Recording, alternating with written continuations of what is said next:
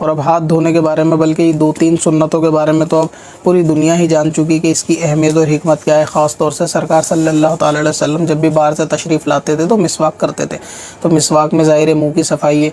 और आजकल भी आपने देखा होगा कोरोना के टाइम पे लोग कुल्ली करने, मुँह साफ़ करने का मशवरा देते हैं। इसी तरह बैतुल खला में जाने से पहले, ख़ास तौर से रात को उठ के बैतुल खला में जाने से पहले भी गट्टों तक हाथों का धोना सुन्नत है। और इसके अंदर भी यही हिकमत है कि बीमारी से बचने के लिए आप जल्द से जल्द हाथ धोने चाहिए बाहर से आने से पहले। अब ये बात लोग भी, यानी साइंटिस्ट भी, दुनियादार भी कह रहे हैं, हालांकि ये सुन्नत पहले से शरीयत के अंदर मौजूद है। ठीक वैसे नाक की सफाई को लेकर के उठकर मुंह साफ़ करना, कुल्ली करना और नाक साफ़ करना। अभी वज़ू के अंदर नाक साफ़ करने का जो हुक्म था, सुनने में ऐसा लगता था मतलब इस इबादत में नहाना समझ में आता है, नाक साफ़ करने का क्या मसला है। लेकिन नाक से जितनी बीमारियां होती हैं ये भी दुनिया ने देख लिया कि इस सुन्नत में भी कितनी ज़्यादा हिकमत है। तो इन बातों का ख्याल रखना चाहिए सुन्नत पे अमल के मामले में।